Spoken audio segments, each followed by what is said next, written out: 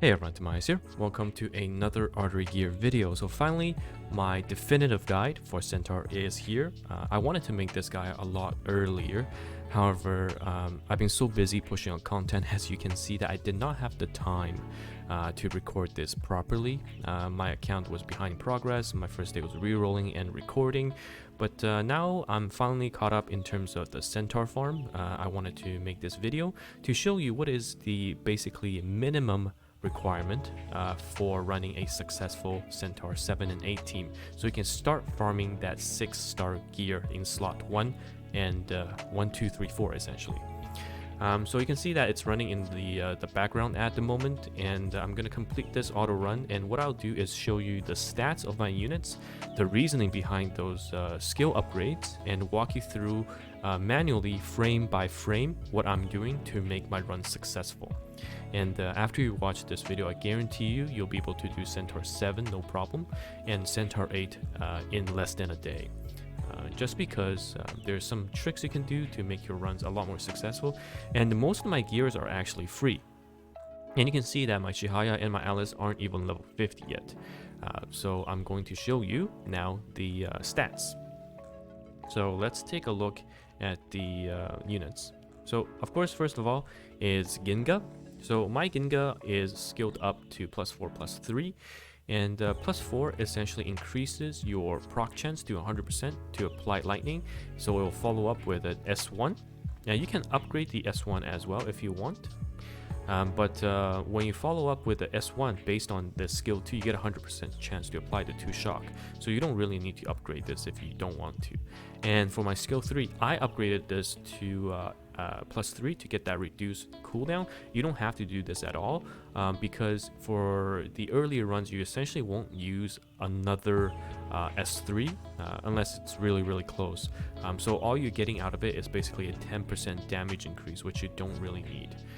And looking at the upgrades, it's obviously level 60 with everything unlocked, which is quite important for the tech notes because she gets a nice decent amount of status accuracy, 30% via her own awakening, and you don't need any gears to apply for that.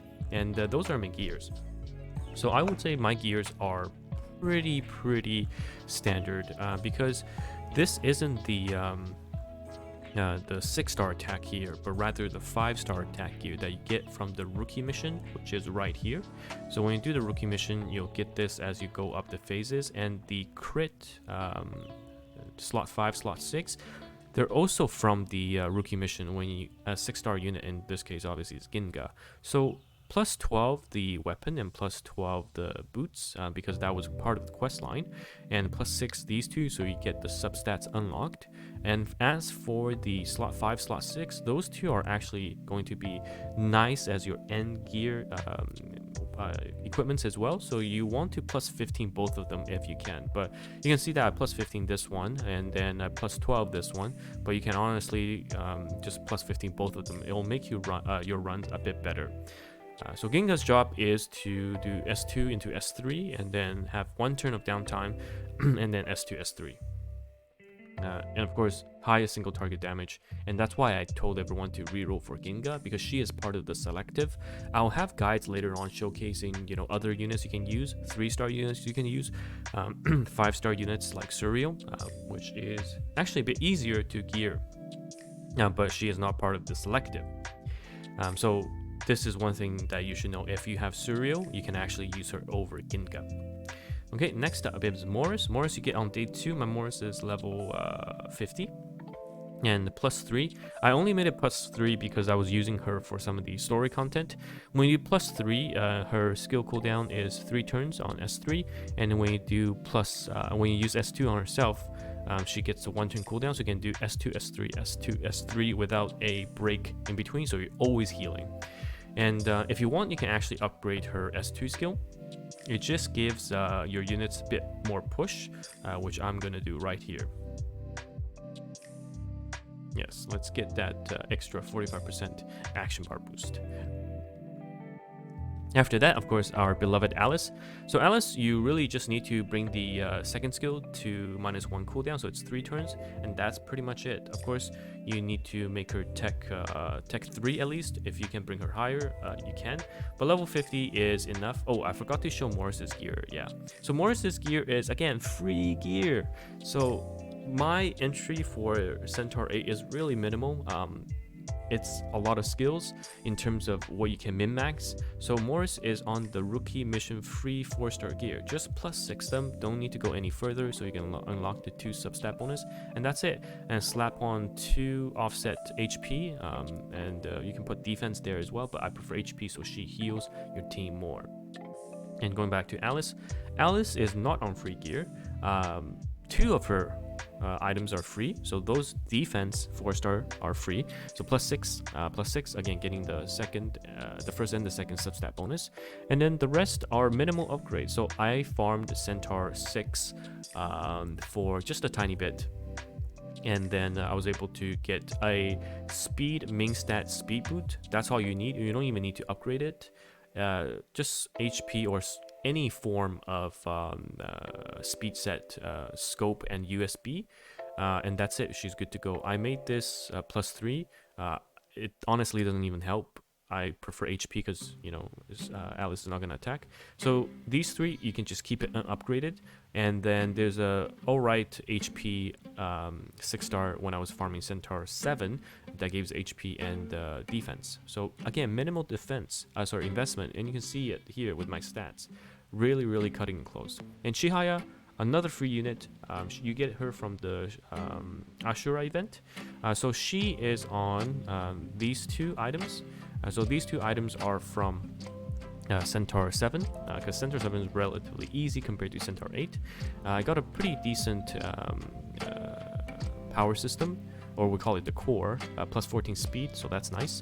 And then you upgrade +6 unlocks the 2 substats and gives her a decent chunk of HP and defense for her to survive. And then after that, just slap on speed set, or in my case, I pushed some accuracy because I didn't want to upgrade anything, and make sure she has some decent enough critical chance. I obviously would have liked her to have a higher crit rate. You want 85, but honestly, I'm just trying to do this with as low investment as possible. As you can see my stat here. You want Chihaya to go first, which brings me to speed tuning. Oh, and before we do that, Chihaya is upgraded. You can bring her skill 3 to +4, so we reduce the cooldown by 1 turn. She just cycles a lot faster that way, because she'll go 3, 2, 1, 3. But again, you don't have to. I'm not doing it. This is the minimal requirement guide.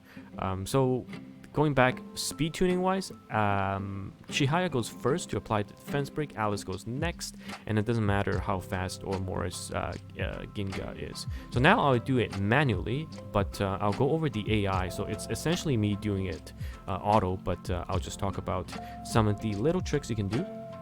So first is Morris. Put her as position 1. It doesn't matter too much, but apparently position 1 gets attacked just a tiny bit more.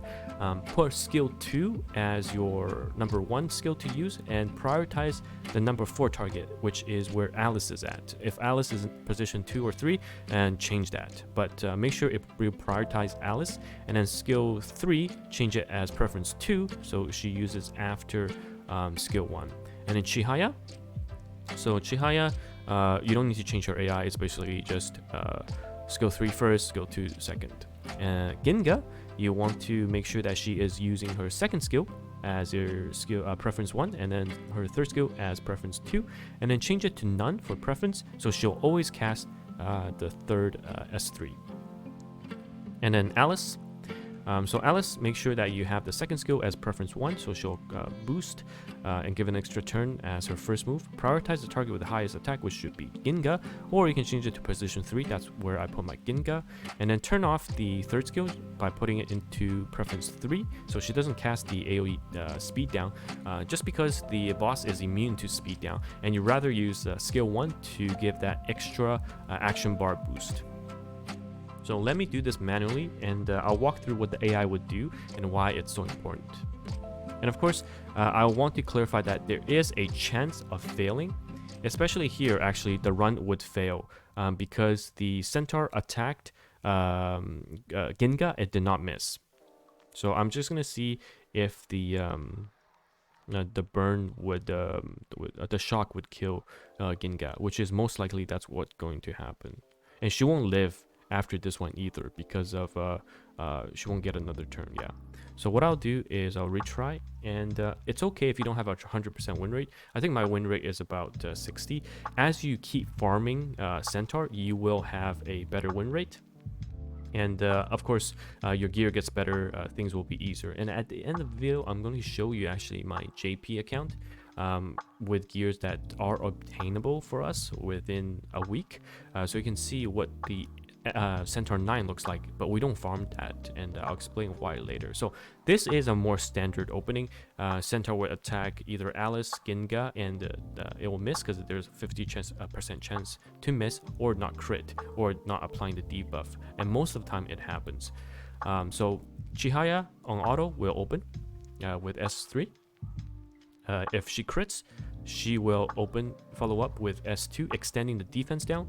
There's a chance for the defense down to be resisted. So you saw that the extension got resisted. You want a cap of 47% for Centaur because there is a 13% innate resistance that you cannot surpass. So there's always a 13% chance to have your debuffs resisted. That's why we cap it at 47, because Centaur C9 is about 60%. 60%. So you just need to get over that threshold. So either way, we're back. We applied the debuff at least for defense down, but the extension didn't work. That's fine. Alice at this turn would go after Chihaya, giving the extra turn and attack buff to Ginga. Ginga would open now with S2, and ideally she lands. There we go. She lands her shock, and she now applies the 2 shock from S1, and it's 100% when she does that. So now we can follow up auto, which Ginga will use her S3, and if this crits, the boss is pretty much dead. So here we go, and then you have your Morris taking your turn. So if your AI is set up properly, like I told you to, Morris will cast S2 on Alice, which will bring Alice's cooldown down and push it right to the top. You saw that Alice is now taking her turn right away, zooming.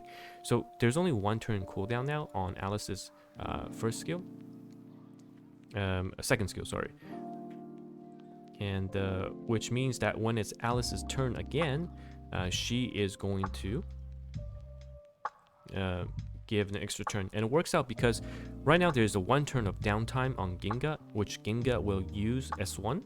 But then when it's Alice's turn next, Alice will give extra turn to Ginga, and a Ginga with the attack buff now can use S2. So there's a very synergistic relationship between 4 of the members on this team, and you can see even though Chihaya and Alice are not level 50, Morris is only level 50, and Ginga just reached level 60 for me at the time of recording. I'm able to do this quite easily. So that is Centaur 8.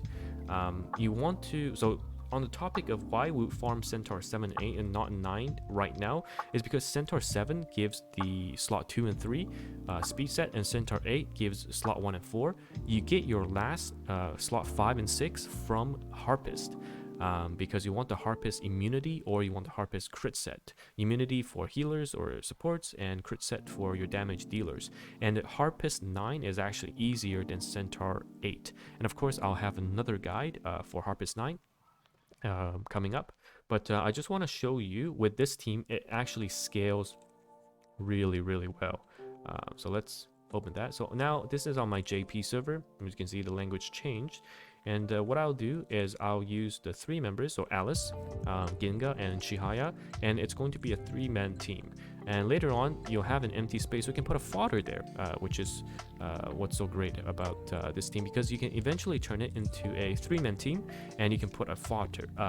But of course, later on, when we get Ryza, you can, I would say you can 2-man it, so you can put 2 fodders, but every stamina counts. So let's see how this looks. And I'll go over the stats for my units again at the end. But on my JP, basically I'm speed tuned, so I believe Alice goes first because I use her for PvP. And then Ginga would open with S2. And Ginga right now is on the free 6-star attack set that we get on day 6, so your runs are going to be super stable. And then Chihaya goes next, extending the debuff, so that got resisted, which is fine. And then Ginga opens with the S3, so this is on the free attack set. You can see that even in Centaur 9, it's very strong. Okay, perfect. And it's about time. We'll go again. And hopefully we need... so because the Chihaya didn't land the debuff extension, here we actually don't kill the Centaur right away. But if Chihaya landed the extension, the Centaur would have had defense down and would have died right then and there. But it's still fine. We're still gonna pass the stage just with 3 members of the team. And you saw here Chihaya got resisted, so you know that things still get resisted even here on JP at the very end. Okay, so this is pretty much when the worst case scenario happens. Debuffs get resisted, very important. Defense downs get resisted, but we're still able to 3-man it.